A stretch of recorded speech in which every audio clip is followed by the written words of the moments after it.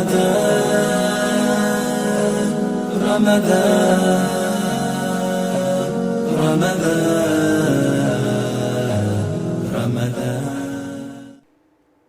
اللہ الرحمن الرحیم الحمد للہ رب العالمین والصلاة والسلام علی سید المرسلین وعلی آلہ وصحبہ اجمعین۔ دوسری علامت جو صحیح بخاری میں کتاب الفتن میں اس کے بارے میں احادیث آئی ہیں اور دوسری احادیث میں بھی آئی ہیں، دوسری کتابوں میں بھی ذکر کیا گیا ہے، تو اس کے بارے میں بھی ہم بات کرتے ہیں، اور وہ ہے یاجوج و ماجوج کا نکلنا، ان کا ظہور ہونا۔ اس میں پہلا مسئلہ ہمارا یہ ہے کہ یاجوج و ماجوج کی اصل حقیقت کیا ہے، ان کا نسب کیا ہے، وہ کون لوگ ہیں۔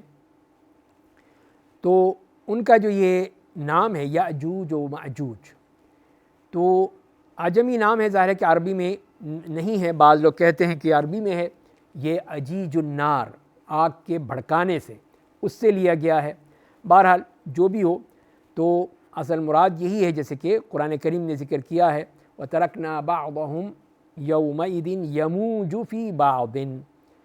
کہ ان کو ہم نے چھوڑ دیا کہ وہ بعض میں اس طرح وہ حرکت کر رہے ہیں، جیسے کہ موجوں کی طرح جب وہ نکلیں گے اس بند میں سے۔ تو اس کا ذکر کیا کہ شاید اس بنا پہ یاجوج و ماجوج ان کا نام رکھ دیا گیا۔ بہرحال جب کہ قرآن نے ذکر کیا ہے اور احادیث میں بھی آیا ہے، تو وہی نام جو ہے ہم استعمال کرتے ہیں۔ ان کا نسب کیا ہے؟ تو ظاہر ہے کہ انسان ہیں، حضرت آدم علیہ السلام کی اولاد ہیں، اور جیسے کہ حافظ ابن حجر نے اسی بات کو ترجیح دی ہے کہ یافث ابن نوح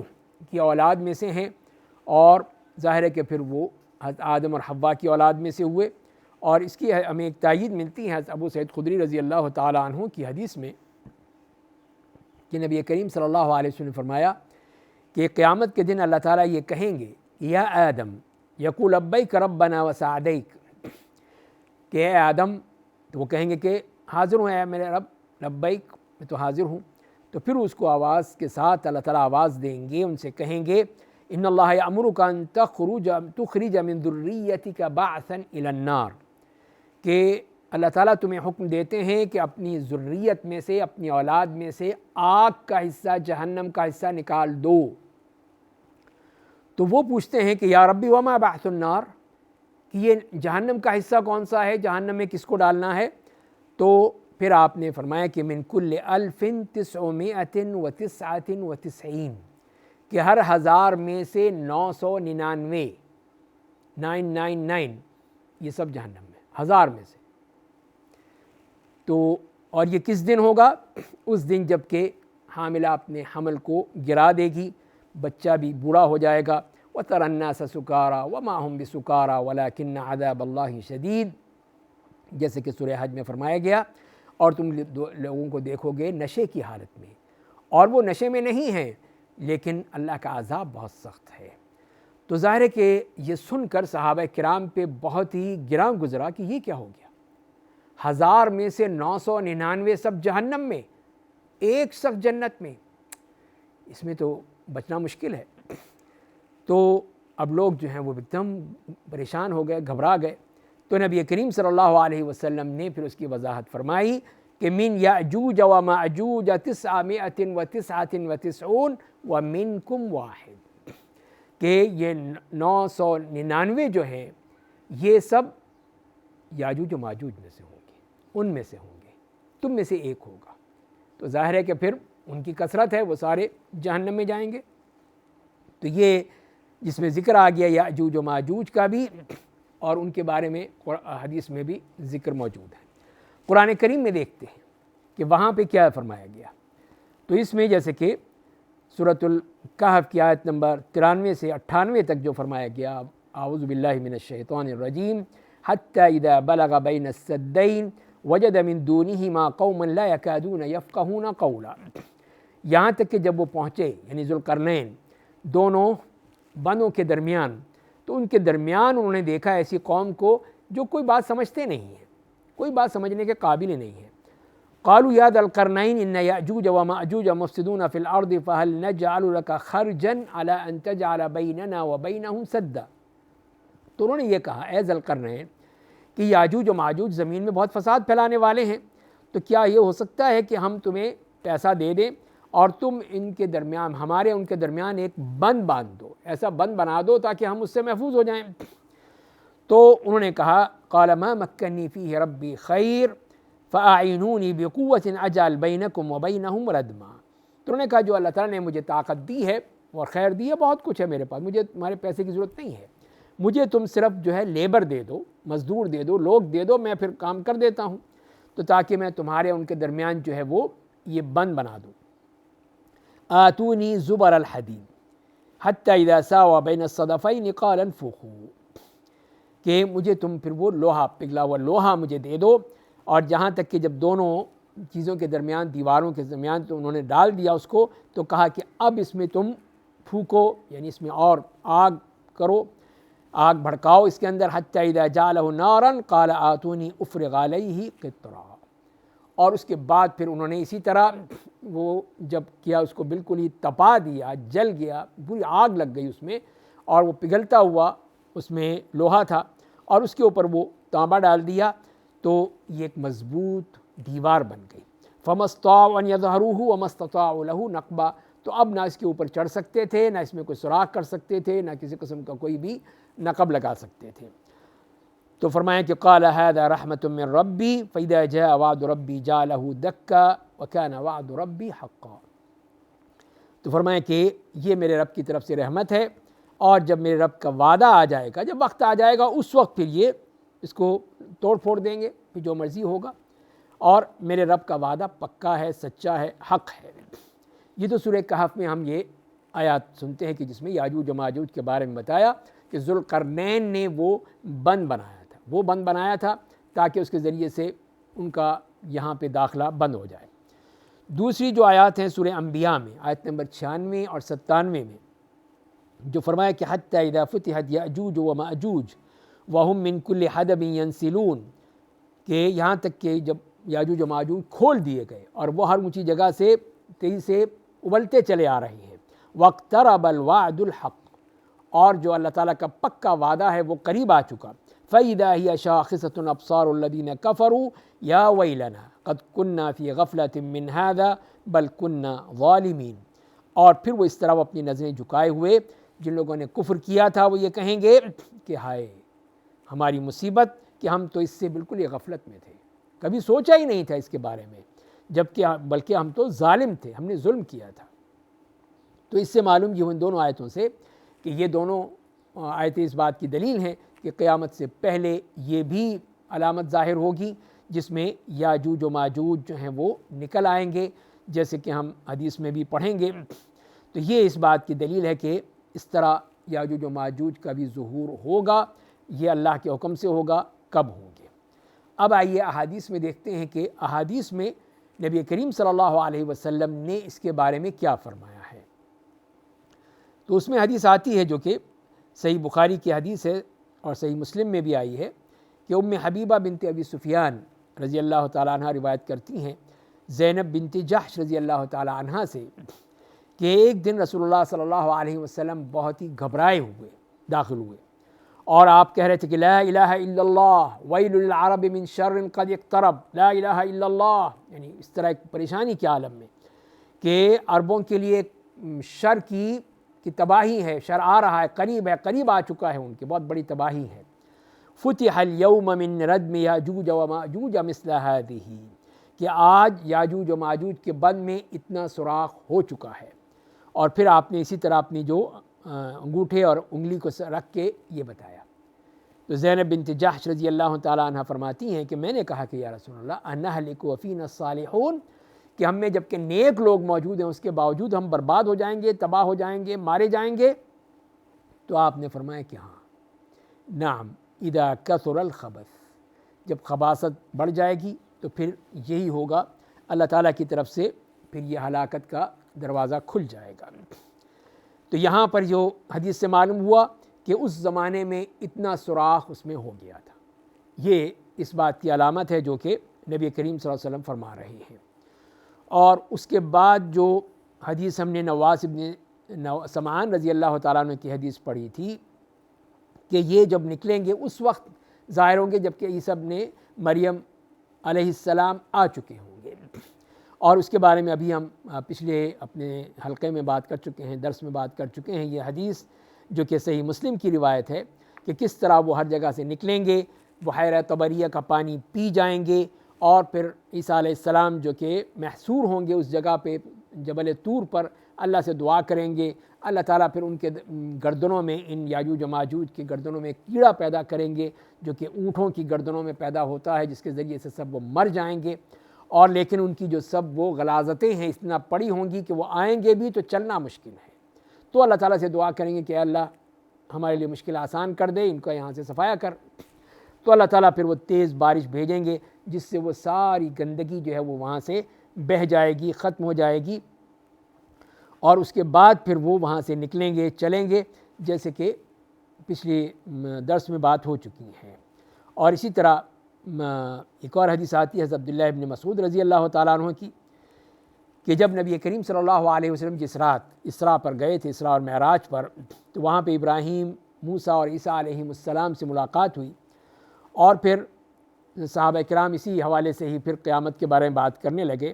اور پھر بات یہاں تک آ گئی عیسیٰ علیہ السلام کی طرف اور کس طرح وہ دجال کو قتل کریں گے۔ تو اس کے بارے میں پھر آپ نے فرمایا کہ پھر جب واپس لوگ لوٹیں گے تو پھر وہاں پہ یاجوج و ماجوج ان کا استقبال کریں گے، یعنی جب یہاں سے لوگ جائیں گے طور سے اور اپنے اپنے علاقوں میں جائیں گے تو وہاں پہ دیکھیں گے کہ یاجوج و ماجوج آ چکے ہیں، اور وہ جیسے قرآن نے بتایا کہ وہ ہر طرح سے ابلتے ہوئے آئیں گے، نکلتے چلے آئیں گے، جہاں کوئی پانی ملے گا اس پانی کو پی جائیں گے، جو کوئی کھانے پینے کی چیز اس کو کھا جائیں گے، برباد کر دیں گے، تباہ کر دیں گے۔ تو پھر لوگ اللہ تعالیٰ سے دعا کریں گے کہ اللہ اس مصیبت سے ہمیں نجات دلا، اور پھر وہ اللہ تعالیٰ پھر ان کو مار دیں گے، جیسے ابھی ہم نے پڑھا کہ ان کو سب کو ختم کر دیں گے اسی وبا کے ذریعے سے۔ کوئی نہیں غلاظتیں ہیں ان سے بچنے کے لیے یا ان سے ختم کرنے کے لیے اور ان کی لاشوں کو اٹھانے کے لیے وہ بھی اللہ تعالیٰ انتظام کر دیں گے کہ وہ پانی ایسا آئے گا کہ سب کچھ دھو ڈالے گا، سب کچھ صاف ہو جائے گا، اور ان کی جو لاشیں ہیں ساری وہ سمندر میں وہ پرندے لے جا کر پھینک دیں گے۔ اور ایک اور روایت بھی اس طرح بھی آتی ہیں کہ ان کی جو ڈھٹائی ہے یا ان کا جو شر ہے وہ کتنا تھا کہ جیسے کہ بتایا گیا کہ جہاں پہ بھی وہ نکلیں گے، جہاں پانی ہوگا فوراً پانی پی جائیں گے، اور پھر لوگوں کو جو ہے ماریں گے، فساد پھیلائیں گے، یہاں تک کہ پھر آسمان کی طرف بھی اپنے تیر پھینکیں گے، اور وہ تین جو ہیں وہ خون آلود ان کی طرف واپس لوٹیں گے۔ اس پہ بڑے خوش ہوں گے کہ دیکھا زمین والوں کو بھی ہم نے ختم کر دیا، حتیٰ کہ آسمان والوں کو بھی ہم نے مار ڈالا، اب وہ بھی باقی نہیں رہے۔ تو یہ ان کے لیے اس بات کی ہوگی کہ وہ اور اپنے اسی ڈٹائی میں اور آگے بڑھتے چلے جائیں، یہاں تک کہ وہ جیسے میں نے عرض کیا کہ اللہ تعالیٰ کی طرف سے وہ عذاب یا وہ وبا آئے گی، ان سب کو ختم کر دیا جائے گا۔ تو اس طرح یہ اس بات کی دلیل ہے کہ وہ آئیں گے اور اس قسم کی چیزیں کریں گے جو کہ ان احادیث میں بیان کی گئی ہیں۔ یہ فساد فی الارض ہے جسے قرآن نے بھی کہا اور دوسرے احادیث سے بھی معلوم ہوا کس طرح کا وہ فساد پھیلائیں گے، کریں گے، اور اس کے بعد ان کا خاتمہ ہو جائے گا۔ دوسری چیز جو ہے وہ ہم یہ جاننا چاہیں گے کہ وہ جو بند بنایا تھا، ذوالقرنین نے جو بند بنایا تھا وہ کیا چیز تھی؟ تو یہ قرآن نے جیسے ذکر کیا ہے قالوا یا ذا القرنین ان یاجوج و ماجوج مفسدون فی الارض، تو یہ سورہ کہف کی آیت نمبر 94 اور 95 میں جو ان لوگوں نے کہا تھا ذوالقرنین سے کہ آپ ہمارے اور ان کے درمیان کوئی بند بنا دیں، کوئی رکاوٹ کھڑی کر دیں تاکہ ہم ان سے بچ جائیں، ہم تو تنگ آ چکے ہیں ان سے۔ تو انہوں نے پھر وہ ان سے کہہ کے ان کے ساتھ مل کر کہ دو پہاڑوں کے درمیان وہ لوہے کی چادروں کے ذریعے سے اس کو پاٹ دیا، اور اس کے اندر پھر وہ پگھلا ہوا وہ تانبا جو ہے وہ ڈال دیا، جب پورے یکجان ہو جائیں، پوری طرح وہ ہو جائے، اور پھر وہ ایسی دیوار بن جائے جس کو وہ توڑ نہیں سکتے، کاٹ نہیں سکتے، سوراخ نہیں کر سکتے۔ تو یہ وہ بند انہوں نے بنایا تھا۔ اب یہ کہاں ہے؟ یہ ایک ظاہر ہے کہ مشکل معاملہ ہے کہ کیسے معلوم کریں کہ وہ کہاں ہے، اب وہ اس کی کیا ہے۔ تو جیسے کہ حافظ ابن کثیر رحمہ اللہ نے بیان کیا ہے کہ بعض جو خلفاء تھے عباسی دور میں، واسق نے اس نے ایک لشکر تیار کیا، اس میں بعض اپنے امراء کو بھی بھیجا اور لوگوں کو بھی بھیجا کہ وہ جائیں جہاں کر دیکھیں کہ یہ بند کہاں ہے، تلاش کریں،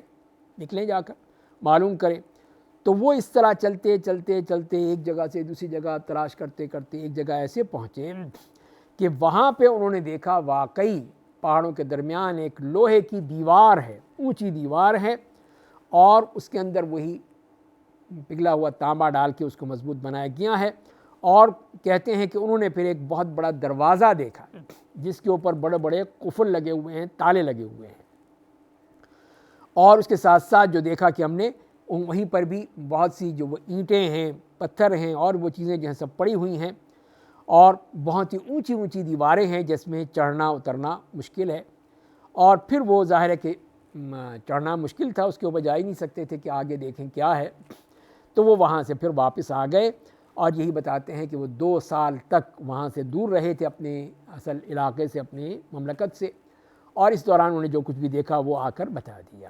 لیکن حافظ ابن کثیر نے کوئی سند نہیں بیان کی اس معاملے کی کہ اس کی کیا حقیقت ہے، واقعی یہ بات سچی ہے یا نہیں ہے، اور نہ ہی اس کے بارے میں کوئی ذکر کیا ہے۔ بہرحال جو آیات ہمیں بتا رہی ہیں قرآن کریم کی کہ یہی جو بند تھا 2 پہاڑوں کے درمیان تھا، 2 آمنے سامنے جو پہاڑ تھے، اور ان کے درمیان ہی انہوں نے پھر وہ لوہے کی جو چادریں تھیں یا لوہا جو وہاں پہ لگایا تھا، بنایا تھا، اور اس کے اندر جو ہے پھر یہ پگھلا ہوا تانبا جو ہے وہ وہاں پہ بھر دیا تھا۔ اس طرح وہ پھر وہ بن گیا تھا۔ تو یہ وہ چیز ہے جو کہ ہمیں ملتی ہے ان احادیث کے ذریعے سے بھی، اور قرآن کریم میں بھی جیسے میں نے ذکر کیا ہے۔ اور ظاہر ہے کہ اب ان کا جو خروج ہے اس کے بارے میں جیسے کہ بعض علماء نے لکھا ہے، ابن العربی کہتے ہیں کہ اس حدیث سے جو ہمیں بات معلوم ہوتی ہے کہ پہلی بات کہ وہ حدیث یہ جس میں آتا ہے کہ ابو ہریرہ رضی اللہ تعالیٰ عنہ کی حدیث اس بارے میں کہ وہ روزانہ آ کر اس کو کھودنے کی کوشش کریں گے، کہ کھودیں گے تاکہ رستہ ہو بن جائے، نکلیں ہم یہاں سے، اور پھر وہ کوشش کرتے رہیں گے، سارا دن لگے رہیں گے اس کو کاٹنے کی، توڑنے کی، سوراخ کرنے کی، اور یہاں تک کہ پھر وہ رات ہو جائے گی۔ تو پھر کہیں گے اچھا تو اتنا تو کر لیا، باقی ہم کل آ کے کریں گے۔ تو کل آئیں گے، اگلے دن پہنچیں گے تو دیکھیں گے وہ پھر اسی طرح ہی ہو گیا، پھر وہی سارا وہاں پر وہ جو انہوں نے کھودا تھا، سوراخ کیا تھا، وہ اسی طرح ہو گیا، پھر وہ بیچارے لگ جائیں گے اور وہ کھودنا شروع کر دیں گے، لیکن آخر جب وہ اگلے دن کے لیے آئیں گے پھر اسی طرح ہی ہو چکا ہوگا، یہی وہ ہٹ کرتے رہیں گے، اور ان سے وہ اس کا نہیں کھول سکیں گے، نہیں سوراخ کر سکیں گے۔ اور پھر یہ اس بات کی نشاندہی کرتا ہے کہ وہ جب اللہ کا حکم ہوگا تب وہ اس قابل ہوں گے کہ اس کو کھول سکیں، اس میں سے سوراخ کر سکیں۔ تو جیسے کہ ابن العربی رحمہ اللہ کہتے ہیں کہ اس حدیث میں ہمیں 3 باتیں ملتی ہیں، کہ ایک تو یہ ہے کہ اللہ تعالیٰ نے ان کو منع کر دیا، ان کو روک دیا کہ وہ کھود سکیں، دن رات کی کوشش کی انہوں نے لیکن وہ اس کو سوراخ نہیں کر سکے۔ دوسری بات کہ اللہ تعالیٰ نے ان کو کسی طور پہ بھی یہ دماغ میں نہیں ڈالا کہ وہ اس کے اوپر چڑھنے کی کوشش کریں، کوئی سیڑھی لگاتے یا کچھ اور کرتے، اوپر چڑھتے پھر نیچے اترتے کچھ کرتے، وہ اللہ تعالیٰ نے ان کے ذہن میں ڈالا ہی نہیں، وہ اسی کھودنے میں ہی لگے رہے۔ تیسری چیز یہ ہے کہ اللہ تعالیٰ نے ان کو انشاءاللہ کہنے کی توفیق نہیں دی، کہ انشاءاللہ کہتے تو بات بن جاتی، تو یہی جب تک کہ وقت آئے گا اسی وقت وہ انشاءاللہ کہیں گے کہ ہاں اب اگر اللہ نے چاہا تو ہم کر لیں گے، تو یہ اس سے پہلے اللہ تعالیٰ نے ان کو توفیق نہیں دی کہ وہ انشاءاللہ کہیں، تو لہذا پھر وہ اسی طرح ہی اپنی کوشش میں، اپنی سوراخ کرنے میں، توڑنے میں لگے رہیں گے یہاں تک کہ وہ ناکام ہو جائیں گے۔ لیکن جب اللہ کا حکم ہوگا، جیسے کہ اس حدیث میں ہم نے پڑھا حضرت زینب بنت جحش رضی اللہ تعالیٰ عنہ کی حدیث میں، کہ اس میں پھر وہ یہ ہوگا کہ جب نبی کریم صلی اللہ علیہ وسلم بتائیں گے کہ آج اس بند میں اتنا سوراخ ہو چکا ہے، اور یہ اس بات کی دلیل ہوگی کہ اب وہ خطرہ قریب آ چکا ہے۔ ظاہر ہے کہ نبی کریم صلی اللہ علیہ وسلم کے بعد اب قیامت ہی آئے گی، تو یہ قیامت کی جو شروع ہے وہ ہو چکی اس لحاظ سے کہ یاجوج و ماجوج نے اس بند میں اتنا سوراخ کر لیا کہ جس کے ذریعے سے وہ باہر نکلنے کی کوشش کریں گے، لیکن کب نکلیں گے یہ اسی وقت ہوگا جب اللہ کا حکم ہوگا، اس سے پہلے وہ نہیں نکل سکتے۔ اب یہ ہمارے پاس یہ مسئلہ آتا ہے کہ یاجوج و ماجوج کی ہلاکت اور اس کے بعد پھر اللہ تعالیٰ نے جو کھانے پینے میں اور تمام چیزوں میں جو برکتیں رکھی ہیں اس کے بارے میں ہمیں جو ملتا ہے، تو اس سے یہ بات معلوم ہوتی ہے ان حدیث میں جو نواس ابن سمعان رضی اللہ تعالیٰ عنہ کی حدیث ہم نے پڑھی تھی، اس میں یہی ہے کہ اس وقت جب وہ لوگ پھنس جائیں گے حضرت عیسیٰ علیہ السلام اور ان کے ساتھی، تو اللہ سے دعا کریں گے کہ اللہ ہمارے لیے مسئلہ اب آسان کر دے، تو پھر اللہ تعالیٰ ان سب کو ختم کر دے گا، جس کے بارے میں ہم بات کر چکے ہیں کہ ان کی گردنوں میں وہ اس قسم کے کیڑے اور اس قسم کی وبائی ہوں کہ سب وہ مر جائیں گے، ختم ہو جائیں گے، لیکن وہاں پہ اتنی سخت بدبو ہوگی ان کی لاشوں کی، ان کی غلاظتوں کی، کہ جو ان کے لیے اترنا مشکل ہوگا، یعنی حضرت عیسیٰ علیہ السلام اور ان کے ساتھ جو مسلمان ہیں۔ تو اسی لیے اللہ سے دعا کریں گے اللہ اس مشکل کو بھی آسان کر دے، تو اللہ تعالیٰ ایک تو بارش بھیجیں گے جس کے ذریعے سے وہ ساری غلاظت جو ہے وہ سب بہا کر وہ وہاں سے لے جائیں گے، اور وہ زمین بالکل صاف ستھری ہو جائے گی، اور ان کی لاشوں کا بھی انتظام کر دیں گے، وہ بھی وہاں سے وہ پرندے اٹھا کر لے جائیں گے، جا کے سمندر میں پھینک دیں گے۔ اور اس کے بعد پھر جو اللہ تعالیٰ کا حکم ہوگا کہ زمین کو بھی کہ اب تم اپنی برکتیں نکال باہر کرو، تو پھر جیسے کہ ہم بات کر چکے ہیں کہ اس صورت میں کہ پھر جو ہر طرح کے پھل سبزیاں وہ بھی کہ وہ اپنی پوری بھرپور برکت کے ساتھ، کہ جیسے فرمایا کہ ایک انار جو ہے کہ بہت بڑی جماعت کے لیے کافی ہو جائے گا، اور اس کے چھلکے ہی اتنے بڑے ہوں گے کہ اس کے نیچے جو ہیں کتنے لوگ سائے میں بیٹھ سکیں گے۔ اور پھر دودھ کا بھی کہ چاہے وہ اونٹنی ہے یا گائے ہے یا بکری ہے، اس کے اونٹ کا دودھ اتنا ہوگا کہ وہ ایک بڑے مجمع کو کافی ہو جائے گا، وہ سب وہ دودھ پی سکیں گے۔ تو یہ اس بات کی دلیل ہے کہ وہ کس طرح اس میں برکتیں پیدا ہو جائیں گی ان کے کھانے پینے میں اور ان کی ہر چیز میں، حتیٰ کہ ان کے دودھ میں۔ اور پھر ایک اور حدیث ہمیں ملتی ہے ابو سعید خدری رضی اللہ تعالیٰ عنہ کی، کہ وہ فرماتے ہیں کہ میں نے رسول اللہ صلی اللہ علیہ وسلم سے یہ سنا ہے کہ آپ نے یہ فرمایا ہے انہی یاجوج و ماجوج کے بارے میں کہ ان میں سے کوئی شخص جو ہے وہ اپنا برچھا نکالے گا اور پھر اس کو آسمان کی طرف پھینکے گا، اور وہ پھر جب واپس لوٹے گا تو اس طرح واپس لوٹے گا کہ وہ خون آلود ہوگا، اور اسی دوران میں ہوں گے کہ پھر اللہ تعالیٰ وہ ان کی گردنوں میں وہی کیڑا پیدا کر دے گا جو ان کی گردنوں یعنی بالکل بیمار کر دے گا، ختم کر دے گا، سب کے سب مر جائیں گے، کوئی نہیں بچے گا۔ تو پھر مسلمان کہیں گے کہ کوئی شخص ہے جو اس طرح ہمت کرے جائے دیکھے، تو دشمن نے کیا کیا، تو ایک شخص جائے گا کہ اس لیے کہ وہ کہیں مار نہ دیں، ان کو تو نہیں پتہ، وہ یہ سمجھیں گے کہ وہ حملہ نہ کر دے، لیکن وہ جائے گا دیکھے گا کہ سب کے سب مر چکے ہیں، کوئی زندہ نہیں ہے،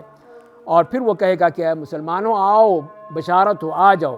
اللہ تعالیٰ نے تمہارے دشمن کو ختم کر دیا ہے۔ تو سب وہ نکلیں گے اپنے اپنے علاقوں سے جہاں جہاں وہ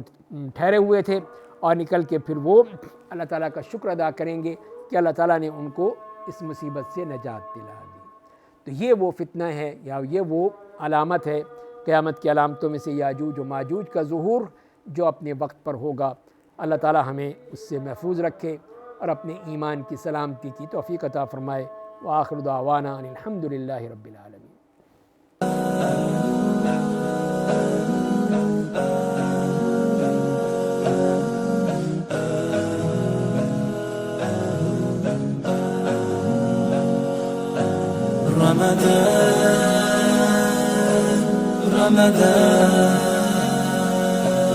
رمضان